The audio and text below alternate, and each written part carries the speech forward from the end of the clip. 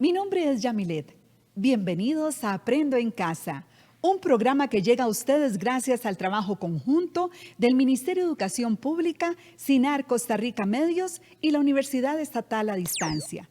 Contamos con que esta será una hora llena de contenido interesante y útil para toda la comunidad educativa. No es lo mismo votar que votar o coser que coser. Hay normas ortográficas que nos ayudan a comunicarnos de manera más eficaz. Hola, soy Leda, su profe de español. Es un placer darle la bienvenida. Hoy estudiaremos ortografía, uso de las letras BV, SC, G, J y H. ¿Se han preguntado cuánto conocen el idioma español? Saber escribir correctamente las palabras es reflejo de nuestro dominio del idioma. A diario, la gente comete errores ortográficos que comprometen la buena comunicación. Hay 8 reglas sencillas del uso de algunas letras que aseguro mejorarán su ortografía de por vida. Se suele confundir el uso de la letra B con la letra V y viceversa. Recuerde que se utiliza la V antes de una consonante cualquiera. Por ejemplo, abrazo y obstáculo.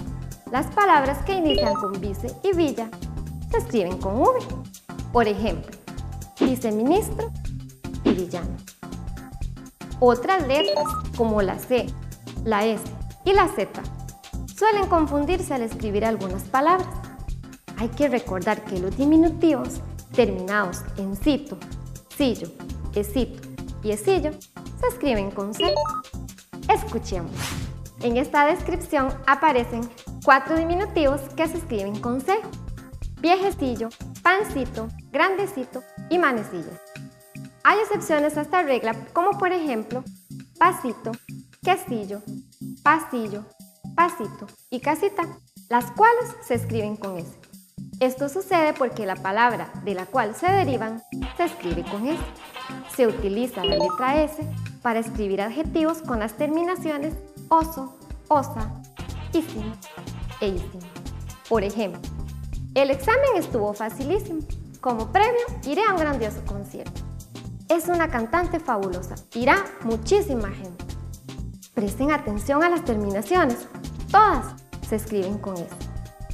Sin embargo, hay excepciones para esta regla, como lo son las palabras mozo, loza y poza, que son sustantivos y nunca adjetivos. Algunas palabras que se escriben con Z se pueden cambiar y se escriben con la letra C, delante de las vocales E y I. Por ejemplo, abrazar, abracé. Feliz, felicidad. Con la G sucede algo muy particular.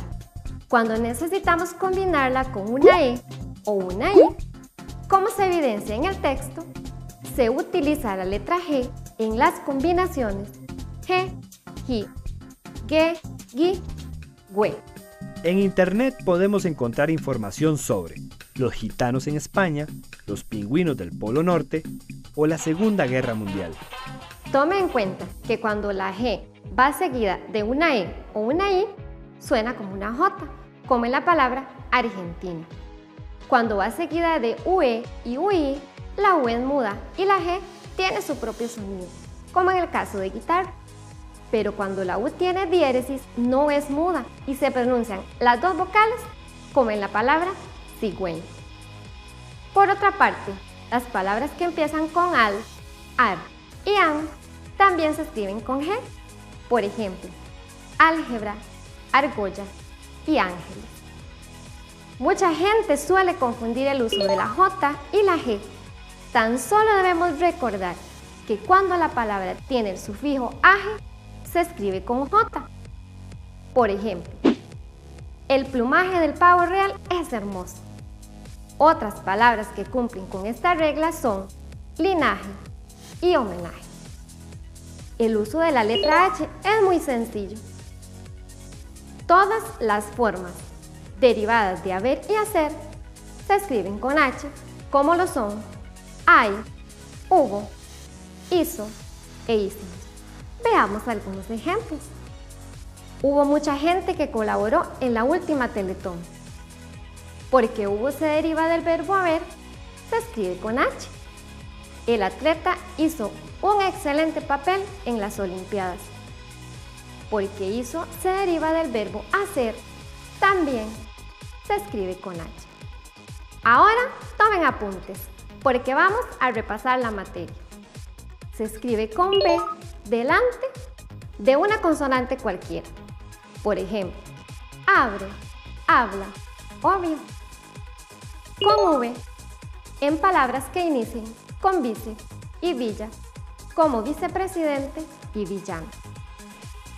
Los diminutivos cito, sillo, escito, esillo se escriben con C, como en el caso de manecilla, avecita, grandecito. La letra Z cambia a C delante de las vocales E I. Por ejemplo, casar, casé, taza y tacita. Las terminaciones oso, osa, ísimo e ísima se escriben con S como en las palabras dichoso y grandísimo. La letra G se utiliza en las combinaciones G-Gi, Ge-Gi, Hue-Gui. Ejemplo, gelatina, gitana, guitarra, guerra, pingüino, cigüeña. También se escriben con G las palabras que inician con ar, al y an, como en ángeles, argolla y álgebra. Se escriben con J, palabras que tienen el sufijo aje, como en las palabras linaje y plumaje. Las formas derivadas de hacer y haber se escriben con H. Como ejemplo, están las palabras hay, hubo, hizo e hicimos. Para acceder a más ejemplos y prácticas, puede visitar el portal del MEP en la sección de Educativo. Y no olviden que la perseverancia es la clave del éxito. No deje de intentarlo. ¡Nos vemos! ¿De dónde surgió la estadística? ¿Conoce su historia y también un poco de probabilidad? Este video además rescata el trabajo matemático de las culturas originarias de nuestro continente.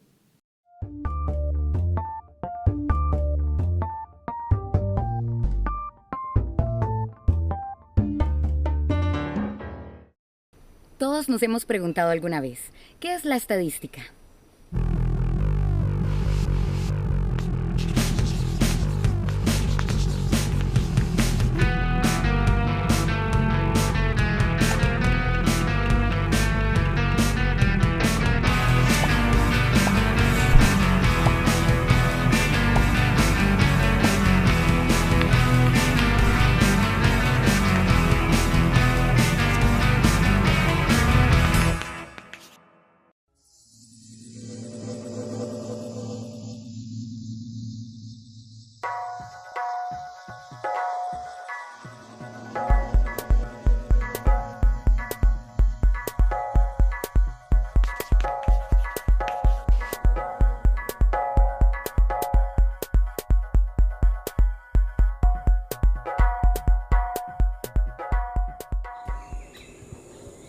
Conocer el origen de la estadística es un poco difícil de determinarlo. Algunos investigadores descubrieron que en la prehistoria nuestros ancestros grabaron petroglifos. ¿Y para qué? Para contar personas, el ganado y la cacería. A continuación vamos a realizar un repaso por los momentos históricos más relevantes de esta ciencia y vamos a demostrar cómo antiguas civilizaciones utilizaban la estadística como parte de sus vidas cotidianas.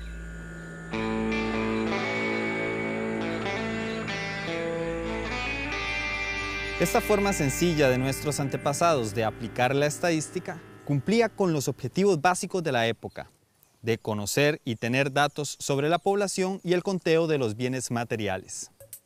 Iniciamos este repaso con los babilonios, quienes usaban pequeñas tablillas de arcilla para recopilar datos sobre la producción agrícola y la mercancía vendida o cambiada mediante el trueque. En Egipto, para la construcción de las pirámides, los faraones levantaron registros sobre toda la población y riqueza. Además, efectuaron censos sobre las tierras. Lo anterior demuestra la organización administrativa de este pueblo. Tal era su dedicación a este tema que tenían a Seshán, diosa de los libros y de las cuentas. Otro caso que evidencia el uso de la estadística desde tiempos ancestrales se muestra en la Biblia. En el libro de Números observamos el censo que hizo Moisés después de la salida de Egipto. En estos libros se menciona cómo Yahvé le pide a Moisés hacer un censo general de los hijos de Israel por familias y por linajes. En la ejecución de las guerras, la estadística también fue importante. Los chinos y griegos calculaban los recursos y los hombres disponibles para sus fines militares. Los romanos, por su parte, fueron los maestros de la organización política. Cada 5 años, los romanos efectuaban un censo de la población. Sus funcionarios públicos tenían la obligación de anotar los nacimientos, las defunciones y los matrimonios. Además, se debía llevar el recuento periódico del ganado y de las riquezas contenidas en las tierras conquistadas.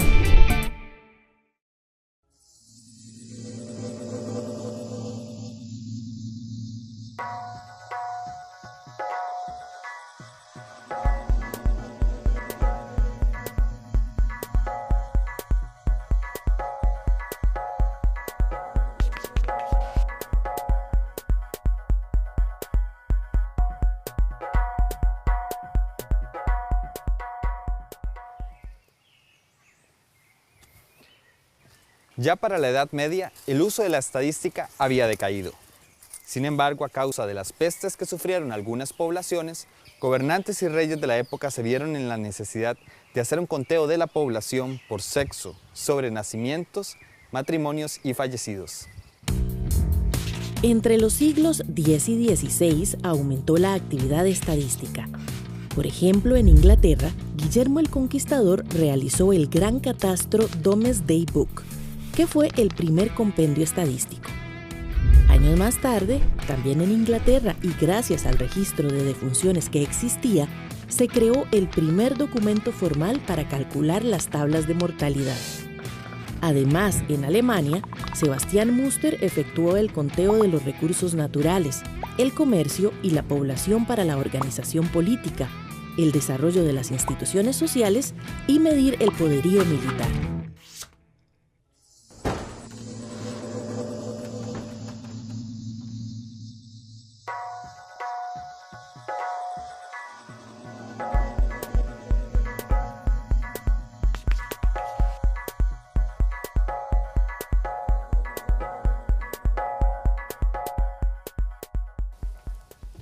Para el siglo XVIII, un profesor de la Universidad de Göttingen, Alemania, fue el primero en utilizar la palabra estadística. Esta proviene del término latino status, que significa estado o situación. De igual forma, en esta época se desarrollan los principales conceptos de la teoría de la probabilidad. ¿Usted conoce la teoría de la probabilidad? Vamos a describir dos eventos diferentes. En el primer caso, un hombre se encuentra jugando en la mesa de dados de un casino. Para ganar, cuando tire los dados, las dos caras de estos deberán sumar 7. En el segundo caso, tenemos que en Costa Rica en el 2011 se dieron 73.459 nacimientos. Si ustedes tuvieran que responder cuántas de las personas que nacieron en el 2011 morirán o qué número saldrá cuando el hombre tire los dados sobre la mesa, ¿cuál de estas preguntas se animarían a responder con seguridad? Exactamente. La respuesta más certera es que todos vamos a morir en algún momento. La probabilidad de que vayamos a morir es de 1 y de que sobrevivamos por siempre es de 0. Es decir, de los 73.459 nacimientos que se dieron en el 2011, todos morirán en algún momento. Sin embargo, es difícil predecir cuál número saldrá esta vez, cuando el hombre tire los dados sobre la mesa. La probabilidad de que la suma de las caras del dado den 7 es de 1 en 6 posibilidades. Veámoslo mejor. Observemos en el siguiente diagrama todos los resultados posibles que podemos tener al tirar el primer dado. Posteriormente, de forma vertical, veremos todos los resultados posibles de tirar el segundo dado. Si unimos ambos lados, se obtiene el siguiente diagrama. Cada uno de los puntos es un resultado posible que podemos obtener al sumar las dos caras de los dados. Por ejemplo, si tiramos los dados, las posibilidades de que nos salga un 5 son 4. Veamos por qué. La primera posibilidad es si en la cara del primer dado sale un 4 y en la cara del segundo dado sale un 1. Lo sumamos y dan 5. La segunda posibilidad es que en el primer dado obtengamos un 1 y en el segundo un 4. La tercera posibilidad es que en el primer dado obtengamos un 3 y en el segundo un 2. Y la última posibilidad es que en el primer dado obtengamos un 2 y en el segundo un 3. Como dijimos, son 4 posibilidades de obtener un 5 en el juego de dados. En total tenemos 36 puntos. Es decir, un total de 36 resultados posibles en el juego de los dados.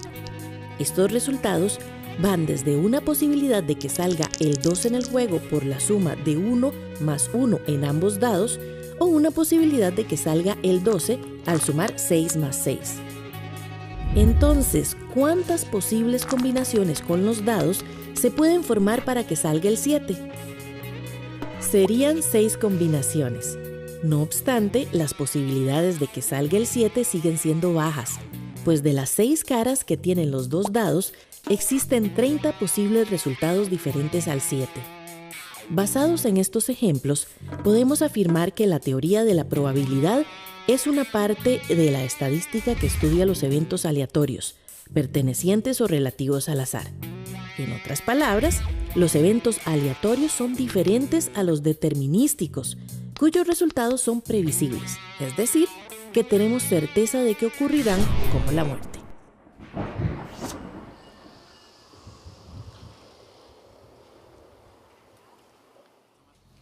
La probabilidad matemática tiene su origen en los juegos de azar. Los primeros estudios de los fenómenos aleatorios se concentraba en contabilizar el número de posibles resultados que se obtenía al lanzar un dado varias veces. En el siglo XIX surge el método científico, el cual formaliza las diferentes técnicas estadísticas de recopilación de datos y análisis de la información, como hacían las civilizaciones antiguas, tal y como lo hemos visto.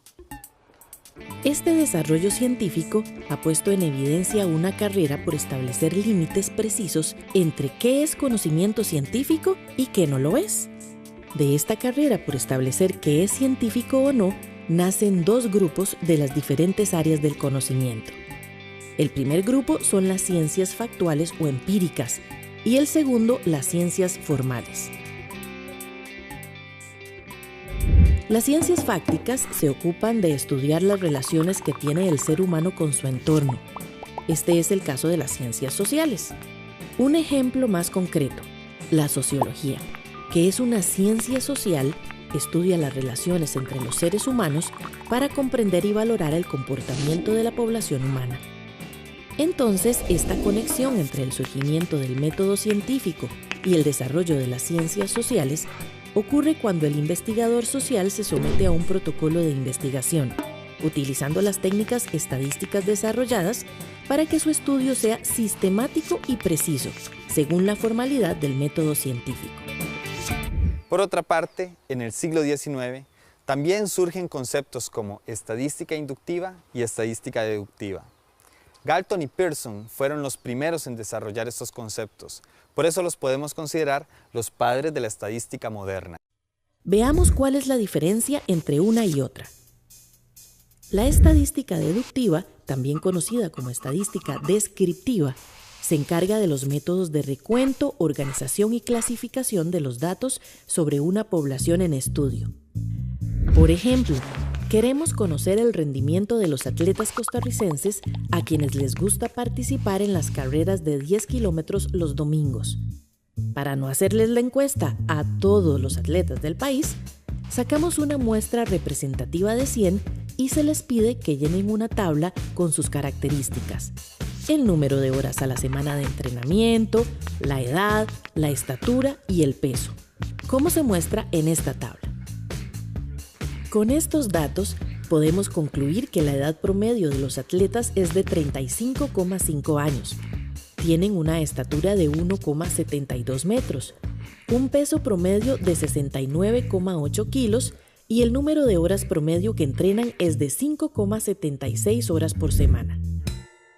Por otro lado, tenemos la estadística inductiva o inferencial, la cual trata de deducir el comportamiento de una población con base en los resultados de una muestra, que se dan por procesos y metodologías basados en datos numéricos recopilados. Volvamos al ejemplo anterior.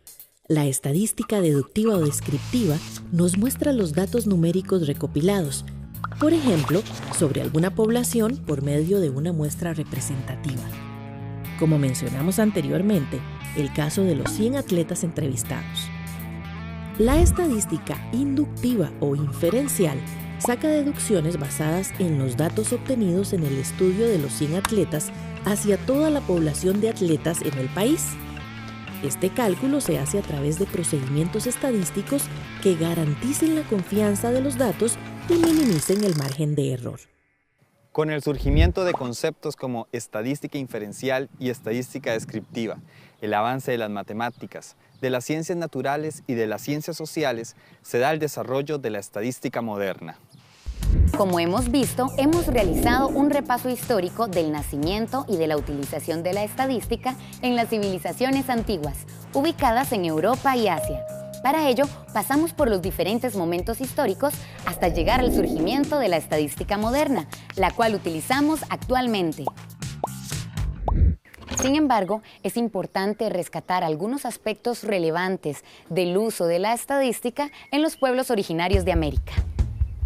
Cuando los españoles llegaron a América, descubrieron ciudades altamente desarrolladas con grandes conocimientos científicos y tecnológicos. Los pueblos originarios se destacaron por usar la matemática en la elaboración de los calendarios, cálculos astronómicos y obras ingenieriles. Además, los cálculos matemáticos sirvieron para la aplicación de censos que permitieron conocer el recuento de la población, sus bienes y distribuciones. La estadística, digamos, entre los pueblos indígenas, uno lo puede ver o bien en censos que ellos realizaban, eso era muy corriente, pero también ellos llevaban la estadística de cosechas. Uno tiene que imaginarse que, por ejemplo, como el mundo maya tenía una densidad de habitantes enorme, y entonces para ellos la distribución de alimentos y otros problemas eran problemas de una gran trascendencia.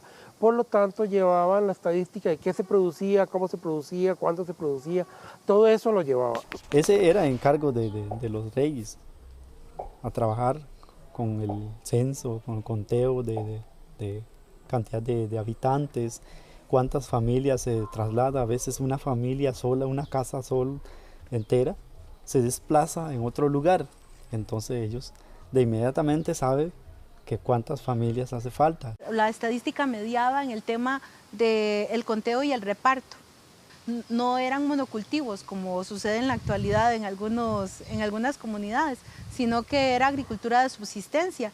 Entonces ahí hay otras complejidades asociadas que también tiene que ver con estadística. Por ejemplo, cómo establecer las condiciones de equivalencia para establecer los repartos. Y el trueque. Para realizar los repartos, se tomaban en cuenta la productividad y topografía de la tierra, así como las necesidades del adjudicatario. En el caso de los incas y los bribris, la información estadística se archivaba en un sistema de cuerdas llamado quipu. Existen vestigios que a finales del siglo XIX, uno de los caciques de la cordillera de Talamanca le entregó un quipu al arqueólogo estadounidense William Gabb, donde le informaba sobre la población de la zona. Ese quipu era un quipu que describía cuántas mujeres, cuántos niños, cuántos varones había según el nudo que tuviese, porque las maneras de establecer la representación del mundo abstracto es a través de los tejidos. La matemática de los pueblos indígenas nació, se desarrolló y evolucionó ligado a los telares. Este enorme esfuerzo por plasmar en las telas complejísimos diseños permitió que se desarrollaran un conjunto de técnicas que dieron origen a los conocimientos matemáticos que luego serían aplicados en la astronomía, censos, cosechas y otros tipos de conocimientos.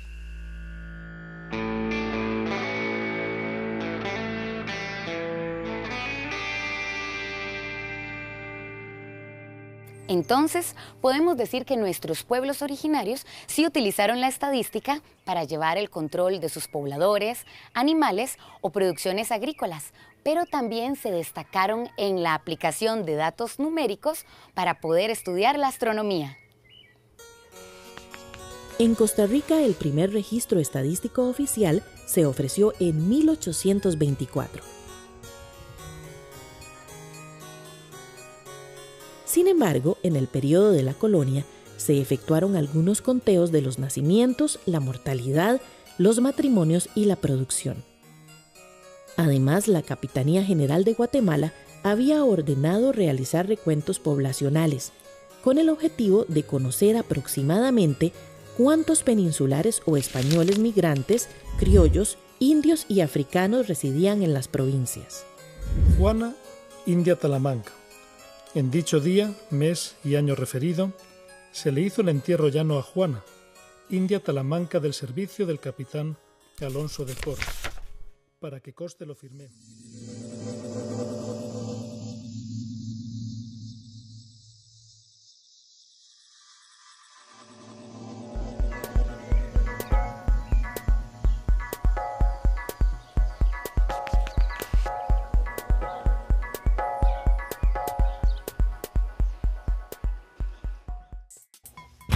Una vez que se proclamó la independencia y se formó el primer Congreso Constituyente, se ordenó levantar el primer censo de población.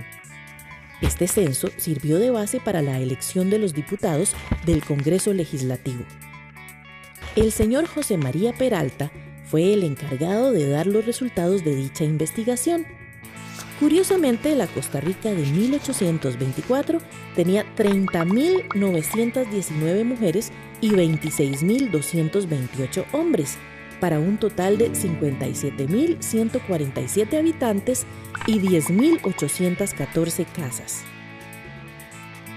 Si comparamos estos datos con los actuales, veremos cómo el total de mujeres creció 71 veces más desde 1824. Es decir, pasamos de 30.919 mujeres a 2.195.649, según el último censo del 2011. Actualmente existen 2.106.063 hombres, lo cual representa un crecimiento de 80 veces más desde 1824.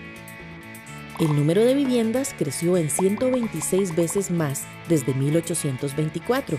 Pasó de 10.814 casas a 1.360.055 viviendas.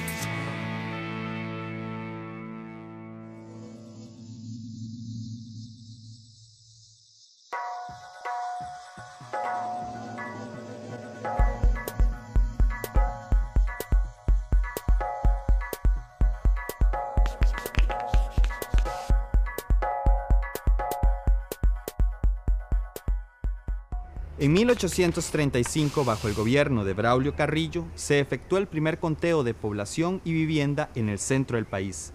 En este censo se registró la cantidad de habitantes por vivienda, desglosado por jefe de hogar, sexo y relación parental. En 1844 se realizó otro intento por contabilizar la población total de Costa Rica y su condición socioeconómica. En este recuento se registraron 79.982 habitantes, divididos por provincia. Como vemos en el mapa, la distribución geográfica de Costa Rica en esa época era diferente a la actual. Algunas de las provincias actuales no eran reconocidas como tales en ese momento. Sin embargo, ya San José desde 1823 era la capital de Costa Rica, por ser una ciudad de mayor tamaño y más desarrollada debido al cultivo del tabaco. La provincia de San José contaba con 25.949 habitantes. La provincia de Cartago con 19.884 habitantes. La provincia de Alajuela, que incluía a Esparta, ahora conocida como Esparza, tenía 11.720 habitantes.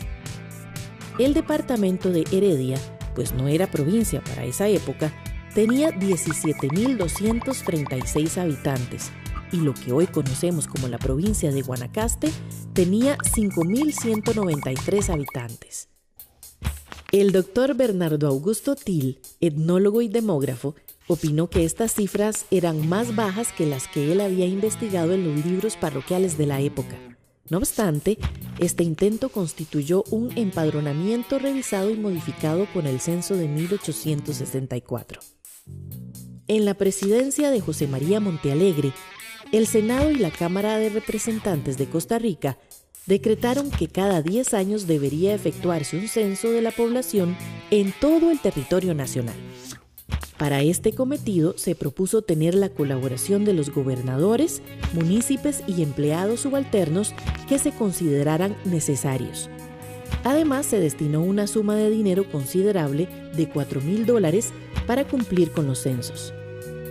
Como consecuencia de este decreto, el ministro Francisco Iglesias creó la Oficina Central de Estadística, perteneciente al Ministerio de Interior o Gobernación.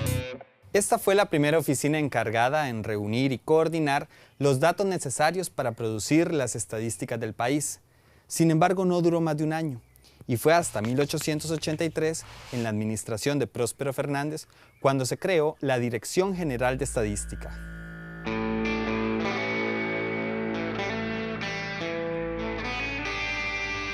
Esta generó las bases para que en 1953 se creara la Dirección General de Estadística y Censos, que en 1998 pasa a ser el Instituto Nacional de Estadística y Censos. Con la creación de un instituto, se le otorga a la actividad estadística nacional autonomía administrativa y funcional, la cual asegura confiabilidad y credibilidad en la información generada. En resumen, podemos mencionar que desde las antiguas civilizaciones, la estadística era utilizada para fines sociales, tributarios o militares. En el siglo XVII sucede el nacimiento de la matemática probabilística, la cual permite estudiar diferentes fenómenos que ocurren en forma aleatoria. En el siglo XIX surge el método científico como una manera de formalizar las diferentes técnicas estadísticas. El desarrollo y el crecimiento que han tenido las ciencias sociales en los últimos 30 años no se puede desligar de la estadística, ya que los investigadores han utilizado el método científico para cuantificar los diferentes fenómenos sociales y económicos de las poblaciones. Por ejemplo, en el caso de la demografía, la estadística ha permitido estudiar el crecimiento de la población, desarrollar censos nacionales y analizar las probabilidades de vida. Para finalizar, podemos decir que la estadística es la disciplina científica dedicada a la aplicación de métodos apropiados para recopilar, clasificar, presentar y analizar los datos obtenidos de la observación y la experimentación. Nuestros habitantes originarios tenían una relación de mucho respeto con la naturaleza. A continuación, veremos un segmento que nos habla sobre los problemas que existen actualmente en el consumo de agua en la zona de Talamanca.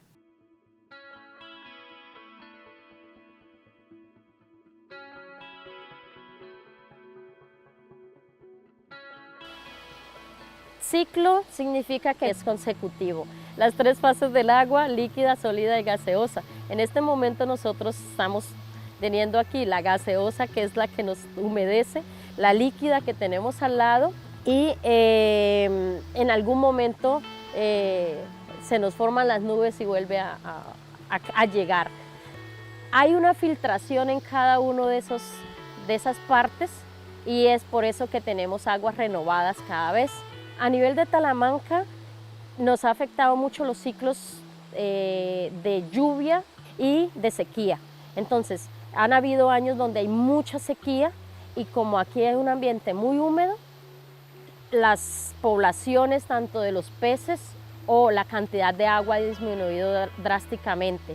Hay momentos, en cambio, donde la precipitación o la lluvia es tanta que los ríos se inundan inmediatamente y entonces hacen grandes desastres. Es importante porque podemos lavar las frutas, los vegetales con agua muy limpia. También la podemos utilizar para que ellas las puedan tomar Entonces, el que estemos con tanques de agua y lo podamos llenar con agua limpia, de lluvia, pasen a través de los filtros, los chiquitos toman mucha más agua al día. Eso es muy importante para ellos, ¿verdad? Agua limpia, agua saludable. Recuerdo en la época de escuela, nos hablaban de que el agua era un recurso infinito. Sin embargo, hoy día nos damos cuenta que suena como un mito que el agua es un recurso infinito, pues a pesar de que, por ejemplo, en esta zona de Talamanca hay una gran riqueza hídrica, la disponibilidad del agua no siempre garantiza que tengamos acceso a agua potable. Más bien, cada vez más con los problemas medioambientales que estamos generando los seres humanos, se convierte en un recurso finito y la situación cada vez se va haciendo más grave. Tenemos que buscar alternativas que muchas veces no son muy funcionales para poder proveerles a la población estudiantil un servicio de calidad o agua que sea apta para su consumo. Una prioridad para el Estado solucionar este problema en nuestras comunidades y principalmente en esta comunidad de Talamanca que en su mayoría es comunidad indígena. Uno de los mejores compañeros en estos días en casa son los libros. El profesor Edwin Alfaro García nos explica la relación entre el contexto sociocultural, el género literario y el movimiento literario. Hola, ¿qué tal? Hoy vamos a aprender sobre la relación que existe entre el género literario, el movimiento literario, el contexto sociocultural dentro de un texto determinado. La importancia de esto radica en razones de crecimiento personal como de interacción social, desde la lectura por recreación, por desarrollar la imaginación y la creatividad, por bagaje cultural o por entender ciertos rasgos culturales. En un mundo globalizado como el actual, es necesario considerar una serie de elementos para interpretar concienzudamente un texto. Pesar desaparece y mi valor renace, pero ¿seré alguna vez capaz de escribir algo importante? ¿Podré ser algún día periodista o escritora?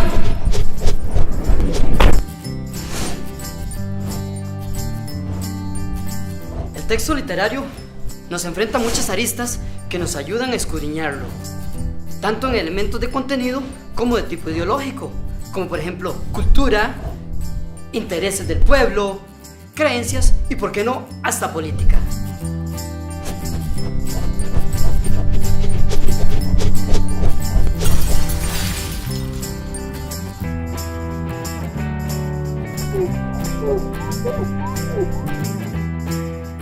Sumergirse en la lectura es sencillo cuando un texto está bien escrito. En el caso del diario de Ana Frank, es enriquecedor porque está lleno de imágenes vivas y poderosas que nos acercan al tiempo, al espacio, a los personajes. A esto es lo que se le llama contexto sociocultural. El contexto sociocultural es la serie de circunstancias en que se produce, se crea, se desarrolla el texto. Lugar, tiempo, cultura, religión son los acontecimientos que permiten desarrollar la visión del escritor. Toda obra literaria responderá entonces a las características del contexto sociocultural donde fue elaborada, sin importar el tiempo y el espacio. Holanda, 1942, España, siglo XVII y Grecia, siglo VIII a.C. Por ejemplo, en la obra La Odisea, se debe estudiar primero los elementos históricos que dieron pie a la guerra de Troya, la cultura griega, las costumbres, su religión, los conflictos, etc.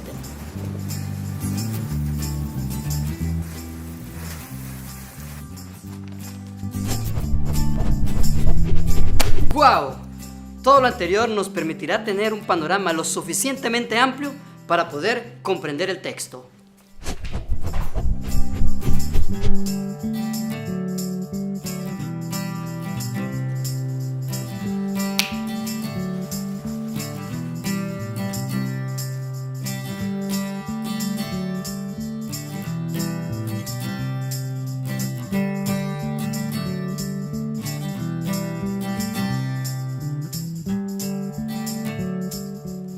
Por otra parte, el género literario permite ubicar el texto en una de las modalidades existentes. Esto dependerá de la forma en que éste haya sido elaborado.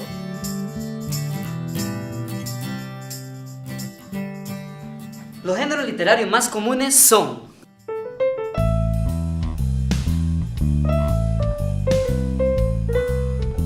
ese es el cuento.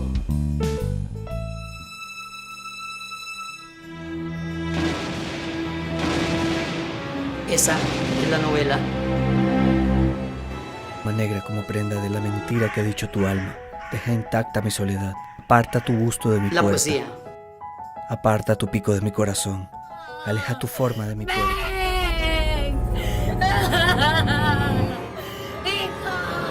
La leyenda.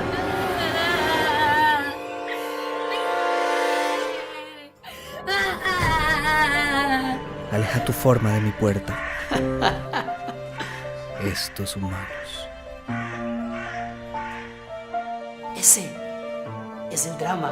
¿Qué luz es la que se asoma por aquella ventana? Es el oriente y Julieta es el sol. Al ubicar la obra dentro de un género literario específico, esto nos permitirá abordarla de diferentes maneras. Si es una poesía, sabremos que el análisis interpretativo que se haga de esta debe llevarnos a escudriñar los sentimientos y pensamientos del escritor, así como de interpretar el lenguaje poético. Por otro lado, si es un texto narrativo o dramático, debemos considerar el nudo, el clímax, los conflictos, etc.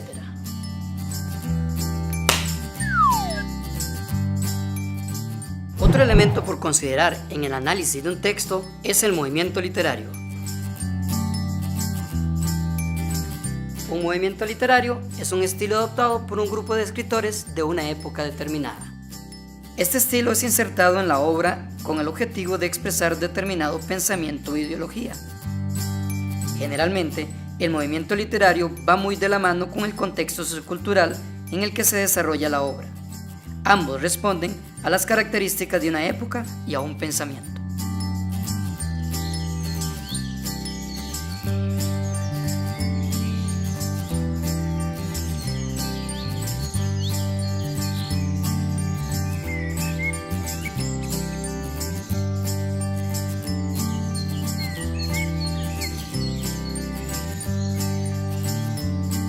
La historia ha clasificado a los movimientos literarios según las características que estos presenten. Así las cosas, dentro de los movimientos más importantes encontramos el romanticismo, el modernismo, el realismo, el naturalismo, el vanguardismo y sus ramificaciones. Sin embargo, no es del todo cierto que una obra literaria se deba encajonar dentro de un movimiento específico, ya que se han encontrado obras, especialmente de porte moderno, en las que se pueden encontrar a varios movimientos literarios representados dentro de su estructura o contenido. Un ejemplo particular de cómo el movimiento literario se marca dentro del contenido de una obra se da en el texto Cuentos de la Selva de Horacio Quiroga. Se muestra en él, a través del naturalismo, la crudeza de muchos de sus ambientes y hechos. Para evitar equívocos a la hora de diferenciar entre un género y un movimiento literario, debemos saber que los géneros son establecidos desde siempre y nunca van a cambiar. El cuento, la novela, la leyenda, la poesía, el drama, el ensayo. Por otra parte, los movimientos literarios son entes cambiantes que evolucionan a partir de épocas, a partir de pensamientos, de ideologías. Podemos mencionar dentro de ellos el romanticismo, el modernismo, el naturalismo, el realismo y los movimientos de vanguardia. En conclusión, el texto literario se convierte en un collage de elementos que le permite al lector viajar en el tiempo y en el espacio. Le enseña culturas diferentes, religiones, personajes históricos, ideologías. Todos los elementos antes citados se conjugarán para dar vida a las ideas del escritor. Le permitirán al lector nutrirse de conocimientos como del texto en sí. Esta es la magia del texto literario y este es el sustento que proporciona para nuestra vida. La inmortalidad de su autora, de los hechos, compartir con los personajes y hacer de su vida parte de la nuestra. Esa es la magia de leer. ¿Seré alguna vez capaz de escribir algo importante? ¿Podré ser algún día periodista o escritora?